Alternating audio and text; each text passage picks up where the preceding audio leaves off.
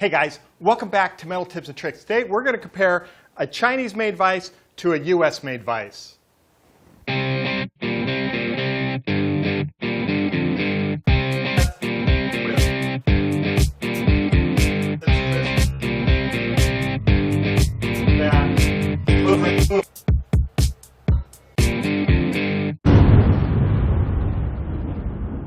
Hey guys, welcome back to Metal Tips and Tricks. My name's Dale. Today we're actually upstairs instead of in the shop. We're in the garage. I put up a background, set up some lights because, well, it's kind of ugly back there. And I didn't think you want to see the mess of what the shop really looks like. I want to work on the Ultimate Metrology Center, and I haven't made it down into the basement due to complications. Let's say it's big, it's heavy, and I don't know. We'll just have to see if I can ever get it down in the basement. But with that being said, today's video, we're going to talk about this Enco Chinese-made vise, and we are going to compare it to the Win Speedlock vise.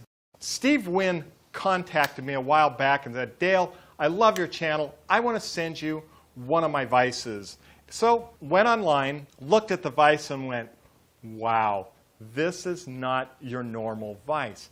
He added something to it. I'm going to do a complete review on this vise later, but for now, I'm just going to give you a little teaser. What makes this vise so unique is the way the jaw is attached to the system. No longer do you have to take the bolts and get them out. Now, you just loosen them up a little bit and take the jaws out. It's that simple. They go back in just as easy, and you tighten them up. Now, 90% or 95% of the work I do on my milling machine is the work holding is done with one of these vices. It is such a foundational tool. It's something you don't want to be cheap on, and that's why I want to compare to this. I want to see if this $200 vise will compare to this vise. It's going to be a fun exercise. This old Tony did a similar comparison. He did it on a 4-inch. It spec'd out really good. Another channel to look at is Stefan Goswinter. He's got an amazing, amazing channel. If you haven't seen it, there's going to be a link below of how he looked at these vices. Now, I got to warn you guys, he's German. Okay? That's a good thing because he looks at machining in such a detailed fashion, and you can learn so much from him and the knowledge that he has collected. I think it's important to talk about the general different designs of vices so you can understand why these milling machine vices are built the way they are. The first standard vise you come across is like this Hardinge.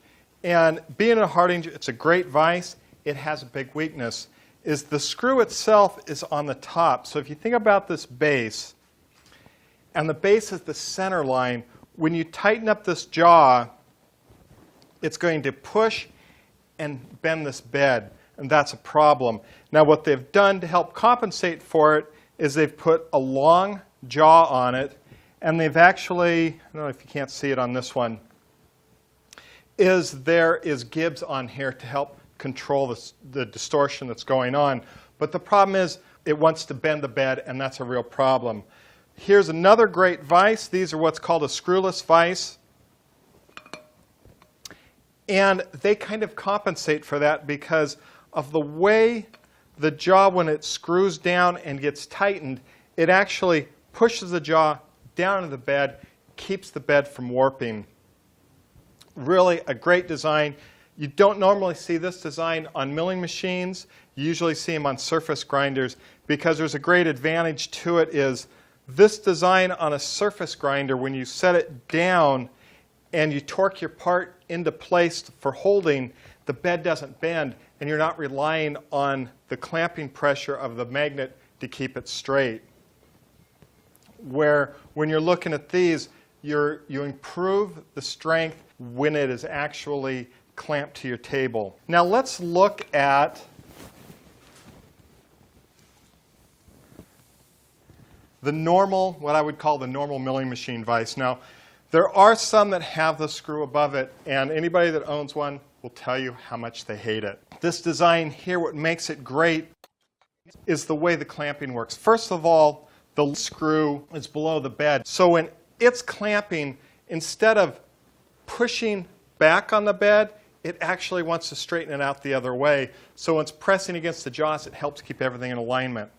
Next, what it does is, because of this hook and this little ball, it actually hooks this vise, and as it clamps, it pulls it down into position, helping it hold it tighter to the bed.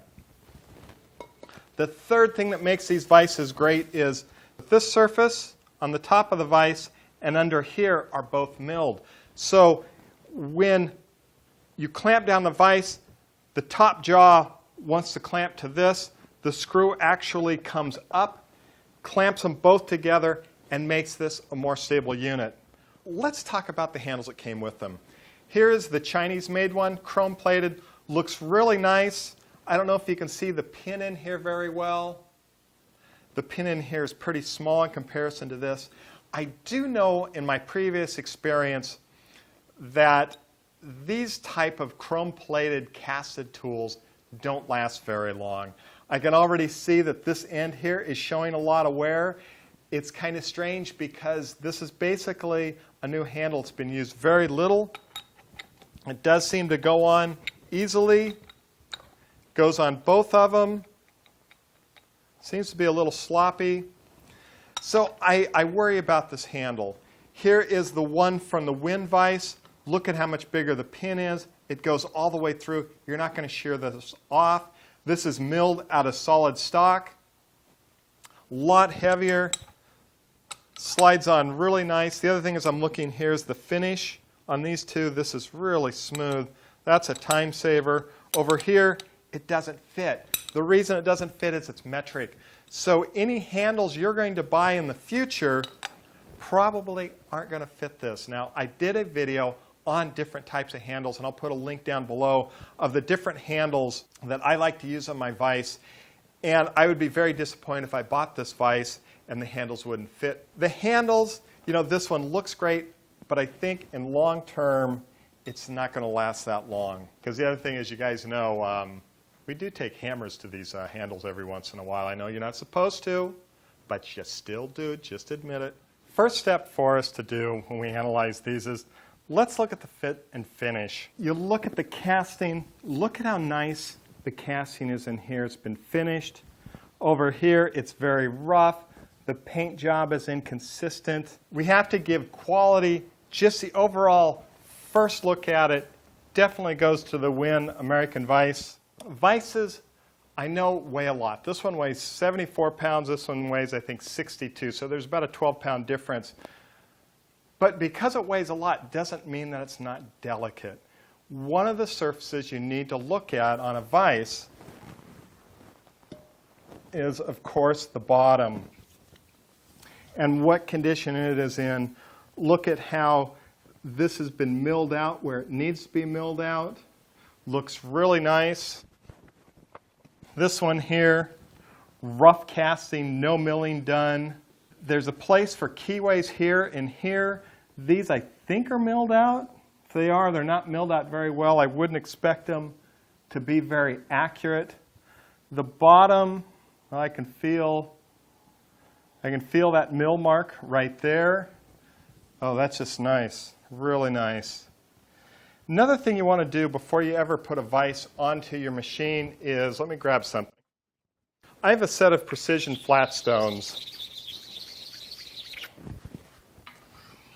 And I'm just going to run it over here. See how it feels? Nice. I actually see there's a little high spot here. Probably what happened is somebody wasn't being careful with it and probably set it down a little hard here. And that's why you want to stone the bottom of these. Yeah, I can feel the inconsistencies right there. The bottom of the Chinese just really doesn't make it. So strike 2 for that one. Now, like I said, this one has been used before. You can see where it's been on the milling machine right here, but it really doesn't affect it over a long period of time. Really, really nice. So let's look at the jaws here. they're about the same.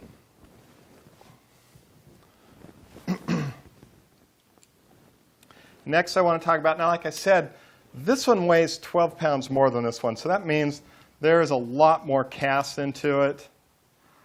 Let's see here, a little over 2 inches. Quite a ways under, that's almost a 1/4 inch smaller. So definitely a lot heavier bed. And again, that's going to give it the rigidity when you clamp it down. Here's something I've noticed that, so on the wind vise, one of the big advantages is you can change out the jaws. The other big advantage is they just take standard jaws, because there's several other manufacturers that make interchangeable jaws that are quick change. But they have their own proprietary jaw sets, and they cost a lot more. Here I can take any jaws that I have presently, bolt it onto here. I'm looking at this. I see these bolt hole patterns. Widthwise, they're about the same, but what I'm seeing is height-wise, it's a little bit different. This one here will not take my normal jaws. So if you already have a vise, the parts to it are not going to be interchangeable with here. Another big drawback. Let's take an overall measurement to see what we're looking at size-wise. This one is 17 inches long. This one is 16 1/4. So pretty comparable. Widthwise, 9, 9. Jaw width. Now these are classified as a 6-inch jaw. So the width here is 6 inches. 6 inches, a little shy. But one of the other big changes is this one here opens up to 6 inches. This one here, this is what I'm really excited about this vise, is it opens up over 8 inches. What that allows me to do is, of course, put larger parts in it. Not just larger parts between here, but remember, I can take these jaws, put them on the outside, and have even more capacity. What I'm also excited is I can use thicker jaws here with a lot more aggressive profiles than I could with a normal vise. So I can get pretty wide, but still keep in that family of that 6-inch range. Very excited about that. Next, we're going to take these back jaws off. We're going to measure how flat these beds are. You need to have these beds flat if you expect to do quality work. We'll first start out with the wind vise. This is where I need to take it off the covering. I really, really protect and cherish this tabletop. We're going to make sure that the bed is parallel and also flat all the way across. So we're actually after a very consistent measurement. Let me zero this out.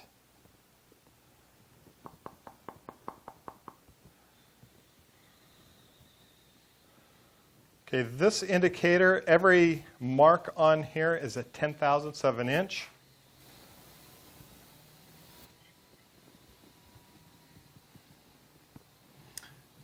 So we have a fluctuation of about 10,000ths of an inch.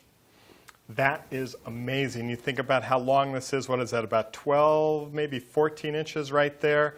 To be at 10,000ths of an inch is excellent.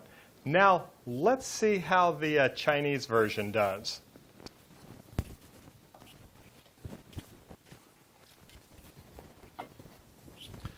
One of the critical things about any vise is that the height here is consistent with all your other vices.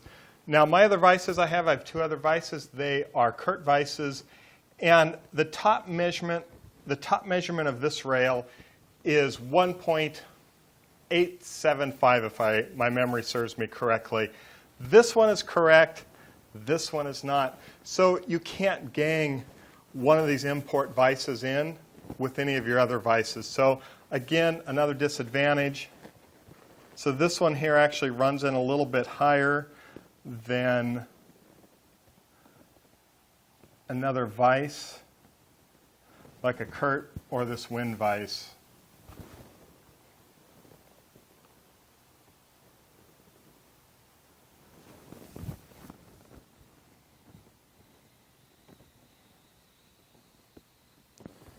Wow. Just right in this area here. Let's see if I can't get a better reading. If I can't get a better zero. I'm going to zero out to here.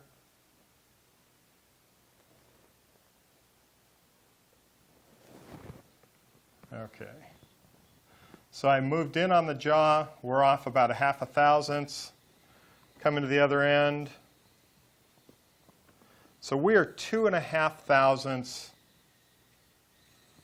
On this end here, we have no consistency on the grind. Let's go to the other side.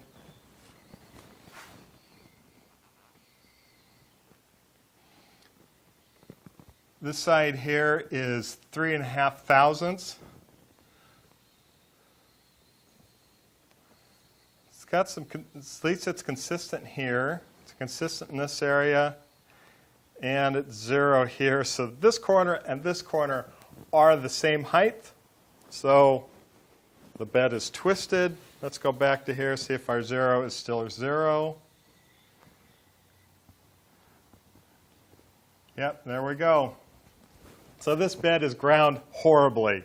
It would have to be completely redone. But remember how the bottom looked. The bottom, you could actually feel the mill marks. It is not set up very well. This vise here, again, wins the category of being parallel. So what we want to do now is check to see if this is perpendicular. I've got a square here that I trust. I see no air gaps. I see no air gaps. I could set this up to measure it, but I think that's good enough. I'm going to put the jaw back on. Okay, it's parallel or it's perpendicular here. Now, it's a little off. It's a little off now. It's off actually in a good direction. A lot of these vices, this front jaw will actually tilt forward just a little bit. So when you do clamp it, it kind of counteracts and levels it out. So this is actually set up fairly well for that. Well, yeah. So it's got about a thousandths tilt. Let me check this side again. This side here is perpendicular. Let's see how the wind checks out. No gap whatsoever. Very nice. Back jaw, rock solid. Really nice. Next test is we're going to clamp something in the vise and actually measure to see how much the jaws move during the clamping process.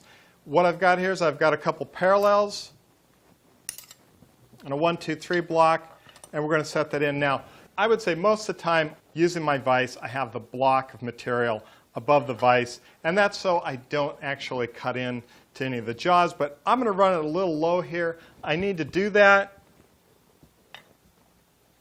so I can actually get my probe on this face to read it. Something else I'm doing is I'm putting the test indicator right in the center of the vise, right where the block of material is, just to try to take away any errors. So let's put some pressure on this. One of the disadvantages this vise has is a really great bearing system in here. So in other words, I'm going to probably be able to torque this a lot more than I will that vise. Okay, we're just a little over a thousandths. Remember, this is a 10th indicator. That is really, really great. Let's now test the front jaw and see if there's any lift to it. Okay, that I would say is holding rock solid. Let's try the back jaw, see what happens. This is the one I'm expecting to have some trouble with. It's more in the center of the vise, therefore has more potential to bow. Also, this one is not mounted to the base, so it could lift up a bit.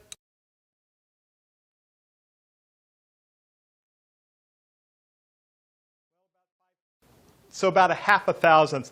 That is really great because you think about it, if this jaw lifts up, that's going to kink your part out. So if we're within a half a thousandth, I'm not going to complain.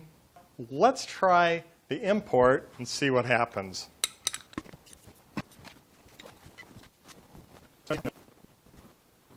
Okay. Let's put some torque on it. Oh. 4,000. This vise jaw moves 4,000ths of an inch. That is not good. You think about your part is going to move out of alignment by 4,000ths every time you clamp into it. You're going to become a very frustrated machinist trying to use this vise to do anything that is accurate. Let's see how much the jaw lifts up on us. Okay, about 0.5 Not horrible, but not ideal by any means. Now we're going to check the back jaw, see how much lift is on it. So about 2.5 lift. That means your part is going to be out. Now again, this would be an interesting test to see if I can get more rigidity on the milling machine. I would love to show you that test, but right now my milling machine is in pieces. It's being scraped in, so we're not going to get to see that. That concludes our testing of this.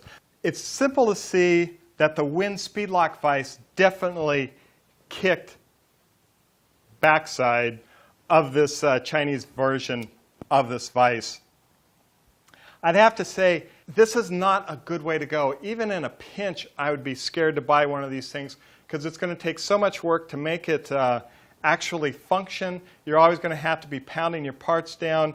You're going to find just a lot of frustration, especially as a beginner. You're going to blame it on your skill level, when really, at this time, if you're having problems and you have a vise like this, blame it on the vise, not you. Now, if you have a really nice vise like this Win, or a Kurt, or something similar of this value, and the parts aren't coming out square, well, you're going to have to blame it on yourself. I hope you guys like this video. I love doing it. It's great to see what your equipment can and can't do, where you can avoid its weaknesses and work towards its strengths. Let me know what you think about this vise. I think it's a winner. The Chinese version, what I would have to do to get this vise to work, I would have to regrind the whole thing, but at the end of the day, it weighs 12 pounds less than this, and it's not going to ever be a vise like this. So that's kind of my warning. I hope you guys liked this video. If you did, give me some thumbs up, and don't forget to hit that subscribe button. And until next time, go out in your shop, build something cool. Thanks.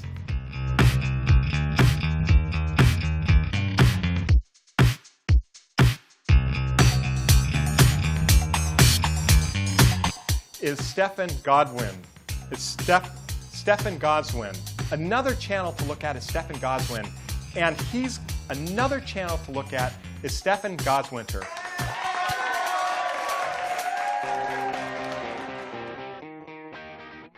It's specced out really good.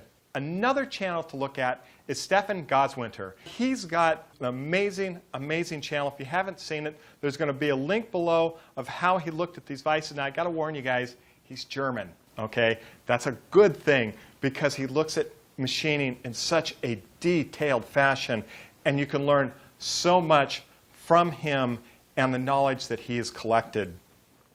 I think it's important to talk about the general different designs of vices so you can understand why these milling machine vices are built the way they are. The first standard vise you come across is like this Hardinge. And being a Hardinge, it's a great vise. It has a big weakness.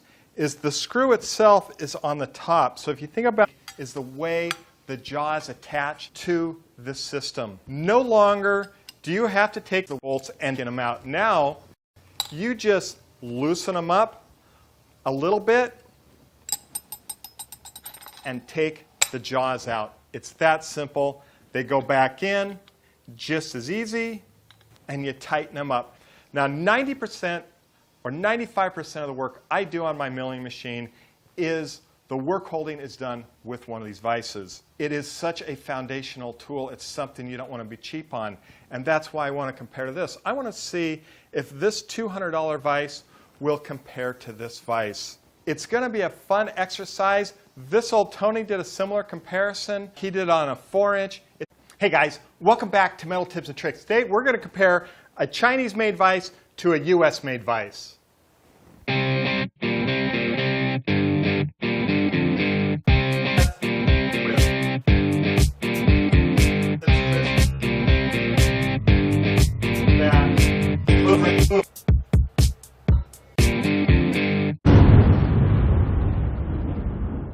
Hey guys, welcome back to Metal Tips and Tricks. My name's Dale.